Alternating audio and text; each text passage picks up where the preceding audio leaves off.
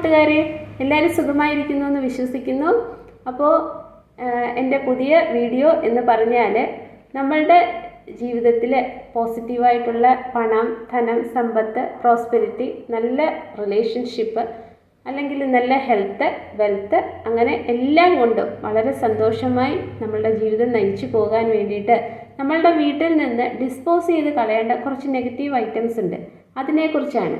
അപ്പോൾ അതിനു മുമ്പ് എൻ്റെ ചാനൽ കണ്ട് സബ്സ്ക്രൈബ് ചെയ്യുകയും കമൻറ്റ് ചെയ്യുകയും നല്ല സപ്പോർട്ടും പ്രോത്സാഹനം ഒക്കെ തന്ന് എന്നെ മുന്നോട്ട് നയിക്കുന്ന ഓരോ വ്യക്തികൾക്കും ഈശ്വരൻ്റെ നാമത്തിൽ എൻ്റെ ഹൃദയത്തിൻ്റെ ഭാഷയിൽ നന്ദി പറയുകയാണ്. ശരിക്കും എൻ്റെ ഓരോ സബ്സ്ക്രൈബേഴ്സിനും ഞാനൊരു ബിഗ് താങ്ക്സ് ആണ് പറയുന്നത്. കാരണം എനിക്ക് ഒരു വീഡിയോ കണ്ടു കഴിയുമ്പോൾ അതിന് ഉള്ള ഹെൽപ്ഫുള്ളായിട്ടുള്ള വളരെ നല്ല സജഷൻസ്, തെറ്റുകുറ്റങ്ങൾ എല്ലാം പറഞ്ഞു തന്നെ എന്നെ മുന്നോട്ട് നയിക്കുമ്പോൾ ഞാൻ നിങ്ങളെ ആരെയും കാണുന്നില്ലെങ്കിൽ പോലും എല്ലാവരും എൻ്റെ ഒരു വളരെ ഓപ്റ്റിമിസ്റ്റിക് ആയിട്ട് ഒരു ശുഭകാംക്ഷി അല്ലെങ്കിൽ അഭ്യുദയകാംക്ഷിയെ പോലെ എന്നെ മുന്നോട്ട് നയിക്കുന്ന എല്ലാവർക്കും താങ്ക് യു സോ മച്ച്.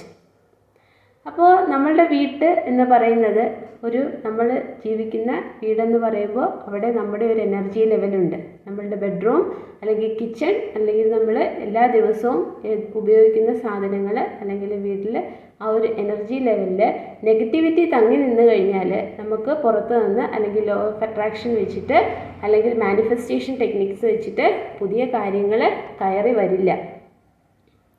അപ്പോൾ അതുകൊണ്ടാണ് നമ്മൾ പുറത്തൊക്കെ പോകുമ്പോൾ എപ്പോഴെങ്കിലും എന്തെങ്കിലും കാര്യങ്ങളൊക്കെ ആരെങ്കിലും സംസാരിക്കുമ്പോൾ നമ്മുടെ ബെഡ്റൂം അല്ലെങ്കിൽ കിച്ചൺ അല്ലെങ്കിൽ വീടിൻ്റെ കാര്യമൊക്കെ പറയുമ്പോൾ പെട്ടെന്ന് മനസ്സിനൊരു ആശ്വാസമാണ്. കാരണം നമ്മുടെ ആ ഒരു എനർജി പകുതി അവിടെ തങ്ങി നിൽക്കുന്നത് കൊണ്ടാണ്.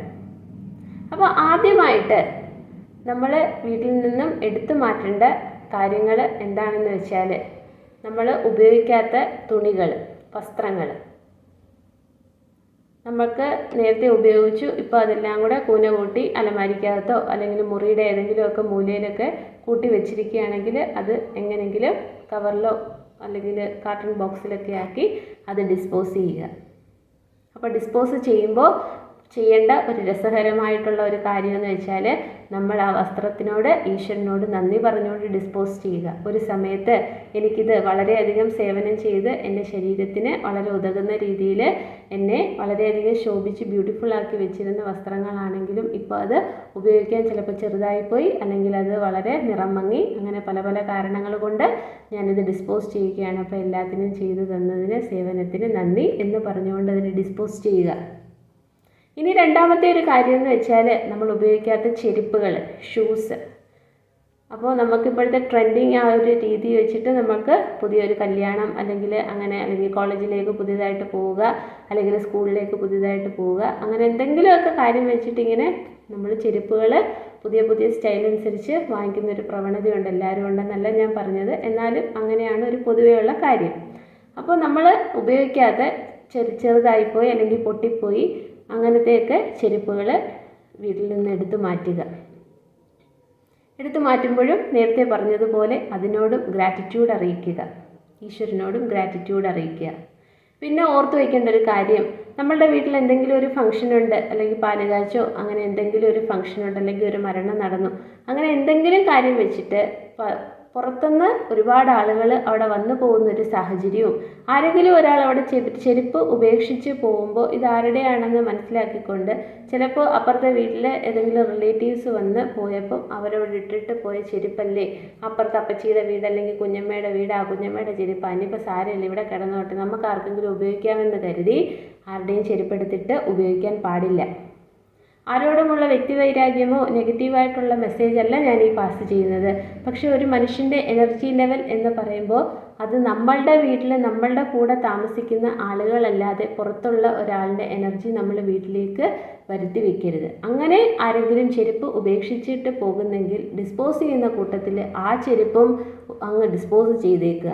അവർ വന്ന് ചോദിക്കുകയാണെങ്കിൽ ആ 2-3 ദിവസമൊക്കെ നോക്കി പിന്നെ നമ്മളുടെ അടുത്തങ്ങ് കളഞ്ഞു എന്ന് പറഞ്ഞാൽ മതി. അല്ലാതെ അത് വീട്ടിൽ വെച്ചിരിക്കാനോ അല്ലെങ്കിൽ നമ്മളെടുത്തിട്ട് ഉപയോഗിക്കാനോ ഒന്നും പാടില്ല. ഇനി മൂന്നാമത്തെ ഒരു കാര്യം നമ്മൾ വീട്ടിൽ നിന്ന് ഡിസ്പോസ് ചെയ്യേണ്ട ഒന്നെന്ന് വെച്ചാൽ പൊട്ടിയ പാത്രങ്ങൾ, പൊട്ടിയ കണ്ണാടി, അല്ലെങ്കിൽ എന്തെങ്കിലും തരത്തിലുള്ള ഹൗസ് യൂട്ടൻസിൽസ്, അല്ലെങ്കിൽ കസേരയിൽ ഒരു കാലൊടിഞ്ഞു പോയി, ആ സാരമില്ല നമുക്ക് നന്നാക്കാവുന്ന രീതി ഏതെങ്കിലും ഒരു മൂലയിലോട്ട് മാറ്റിയിടുന്ന ആ പ്രവണതയൊക്കെ ഉണ്ട്. അങ്ങനെ എന്തെങ്കിലും നിങ്ങൾക്ക് പൊട്ടിയതായിട്ടുള്ള കാര്യങ്ങളുണ്ടെങ്കിൽ അതും ഗ്രാറ്റിറ്റ്യൂഡ് അറിയിച്ചുകൊണ്ട് അതിനെയെല്ലാം നമ്മൾ വീട്ടിൽ നിന്ന് ഡിസ്പോസ് ചെയ്യുക.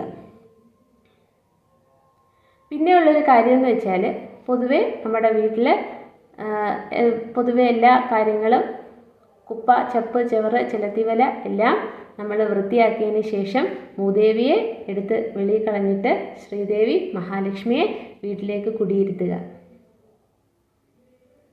പിന്നെ വളരെ പ്രധാനപ്പെട്ട ഒരു കാര്യവും കൂടെ പറയാനുള്ളതെന്ന് വെച്ചാൽ നമ്മളുടെ വീട്ടിലാരെങ്കിലും മരണപ്പെട്ടു പോയി, നമ്മളുടെ അപ്പൂപ്പനോ അമ്മൂമ്മയോ അങ്ങനെ ആരെങ്കിലും ഒക്കെ മരിച്ചു പോയിട്ടുണ്ടെങ്കിൽ ചില ആൾക്കാർക്ക് അങ്ങനെ ഒരു ശീലമുണ്ട്. അവരുടെ ബിലോങ്ങിങ്സ്, വസ്ത്രങ്ങൾ, ചെരുപ്പ്, അല്ലെങ്കിൽ അവരുടെ കണ്ണട, അല്ലെങ്കിൽ അവർ പിന്നെ ഇട്ടിരുന്ന മാല, അങ്ങനത്തെ സാധനങ്ങളെല്ലാം മരിച്ചുപോയ ആളുകളല്ലേ എന്ന് കരുതി ബഹുമാന പുരസ്സരം നമ്മുടെ വീട്ടിൽ സൂക്ഷിച്ചു വയ്ക്കുന്ന ഒരു പ്രവണതയുണ്ട്.